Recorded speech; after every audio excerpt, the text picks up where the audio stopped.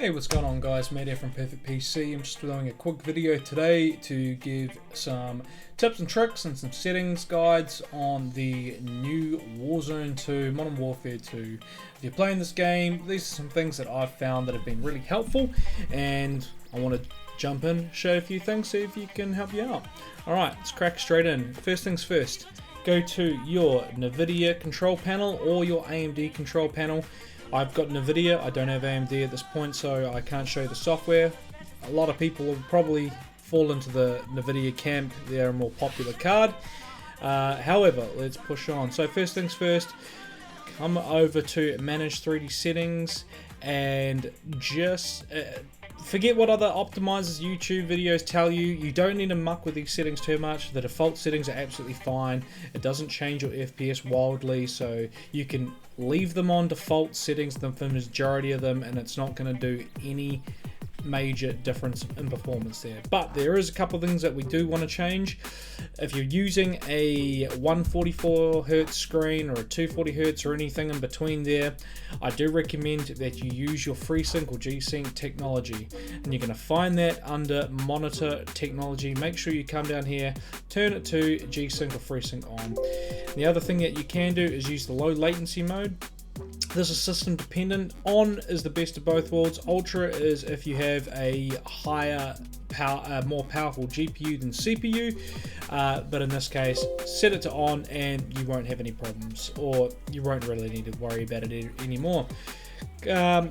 Under global profile, I highly recommend leaving this to normal, as we want our GPU to downclock when we're not in game and not using it. So leave it to normal there. Highest available refresh rate, match our monitor, and scrolling down, that's pretty much all you need to change under the global profile setting there. One thing you might want to take note of is image scaling. Make sure this is turned off unless you need it for other games. In Warzone 1 I recommended having this on, but we use the in-game sharpening feature now, so we can leave the image scaling off there. Go ahead, hit apply, and then we're going to come down to change resolution. We just want to make sure that our resolution is set under the PC section, and make sure it says native next to it. Your refresh rate, make sure you're running your highest refresh rate appropriate for your screen. I've got a 240Hz, you might have a 165, 175, 144, 120. Make sure that you're running that high, that is max refresh there. Hit apply, come down to adjust color settings, digital vibrance. This is what's going to make your colors pop, both just on every day and in game. I like mine at 90%, it's personal preference. Have a play with the slider, see which one works for you. Hit apply, moving on down. Come down to G-Sync. Make sure that we set enable G-Sync or FreeSync for your specific monitor. Go ahead, click enable, and go ahead and click either for full screen or windowed or full screen mode. I use borderless, that's why I have it on that. If you only use full screen, it's fine. I like to cover best of both worlds here. Go ahead, click apply. Now the other thing to take note of is your driver version. In this case I'm using 526.86, and this driver is really stable. It works well for Warzone at the moment. I haven't found any major issues here. So make sure that you're running that your latest driver version, whether it be for AMD or NVIDIA. Go and get the latest one. That'll generally make sure that there's no issues there. Okay, let's move on to in-game settings now. Okay, go ahead and click that little wheel, and we want to come down to graphics. So display, I use full screen borderless. I alt tab. I'm not a competitive hardcore gamer. I'll jump on with the boys, once a day if I'm lucky for a couple of hours. I swap between monitors and I swap between tabs if I'm waiting for a buyback or if there's other bits and pieces going on in the background. The latency is not that big of a deal. Just work with whatever mode works for you. The nice thing about full screen borderless is it might minimize any crashing if you run on full screen and you're alt tabbing a lot. So keep that in the back of your mind as personal preference. Scrolling down here, frame rate limiter. We want to make sure that we set this to 4 frames under our screen's refresh rate. Also, I also set the menu frame and the out of focus frame to my cap as well, because if you are in game but doing something on another monitor, it will reduce your power limit of your GPU, and I have found that in this game it can cause instability. It's still in the early phase of the game. There is a lot of bugs, and the goal here is to minimize crashing or instability of any kind in game at this time. It'll likely get patched and get more stable over time, but in the interim we take it upon ourselves to make sure that we have the best experience possible for ourselves. Restart shaders optimization. This is a little important feature that we'll come back to later, but if you change a lot of your graphics settings in one time, you want to come down here and do a restart shaders optimization, restart your game, and that's going to provide you the most stable gameplay possible. And that's about it for this section here. Moving on to quality. Alright, render resolution, I play 1440p, I have it at 100%. I'd suggest if you play it 1080p or 4K, leave it at 100%, and then we come down to upscaling sharpening techniques to sharpen it up and make it look really good. Fidelity FX CAS, AMD has done a great job here. I use CAS, I recommend you do too if your system's GPU is strong enough. If you are struggling for frames, you need more frames to reach your monitor's refresh rate, go ahead and either select your FSR or DLSS. It's come a long way in their versions, so don't be afraid to use DLSS to meet that refresh rate of your screen. That's the goal. Anti-aliasing.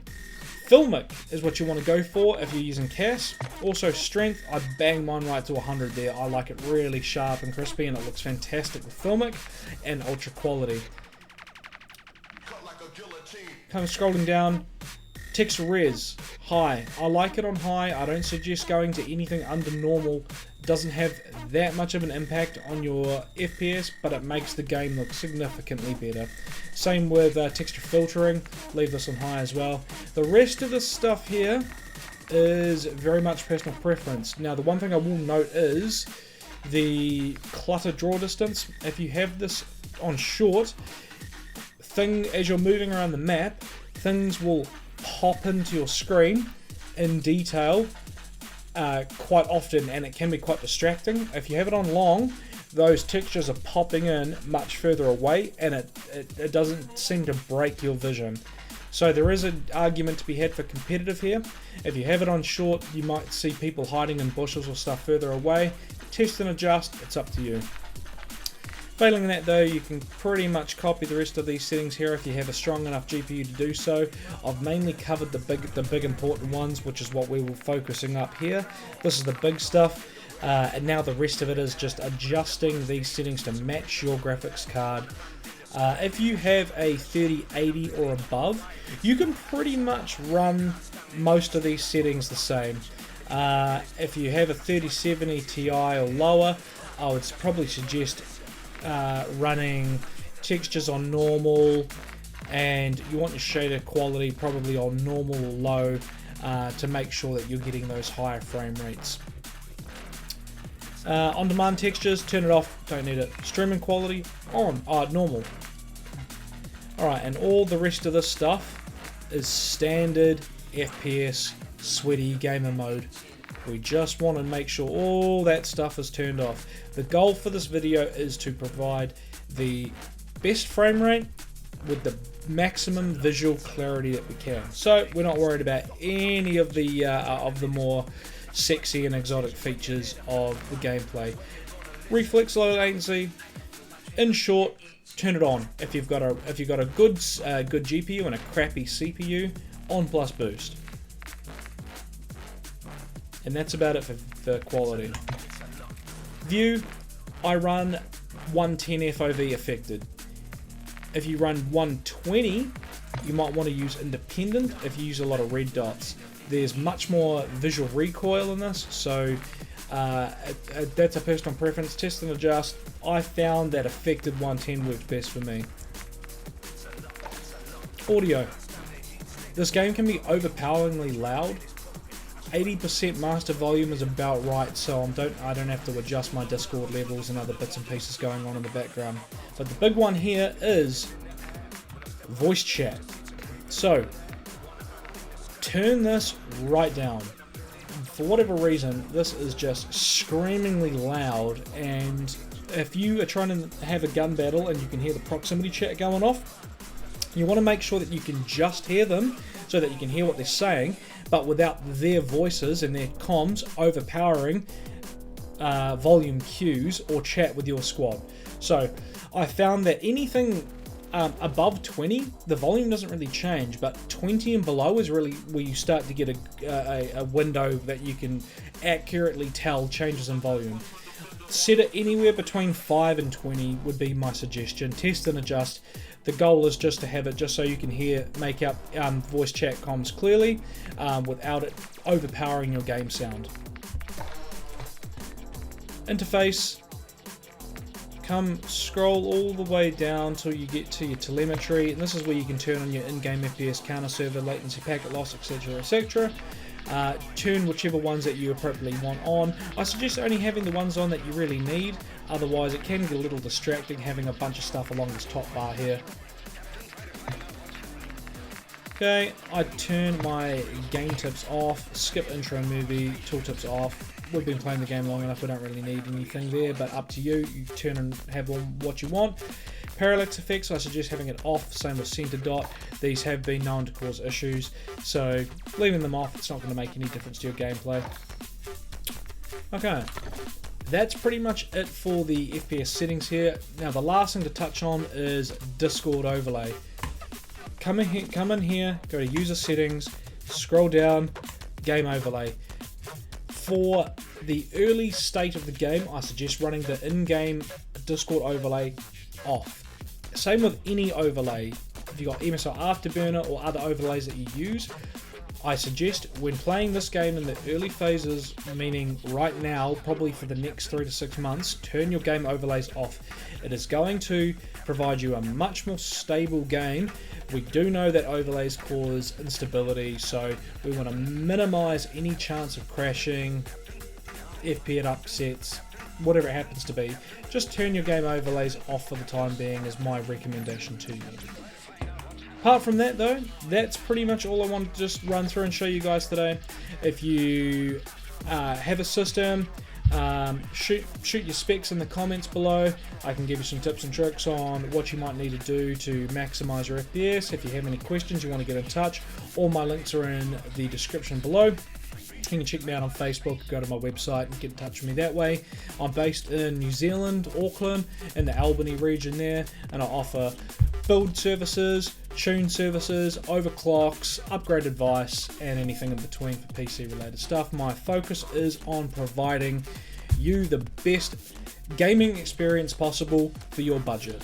So if you want to get in touch, have a chat about that, by all means do so. I hope you enjoyed this video. If you have any questions, comments, or otherwise, feel free to let me know in the comments below. Failing that, have yourself a great day. Bye bye.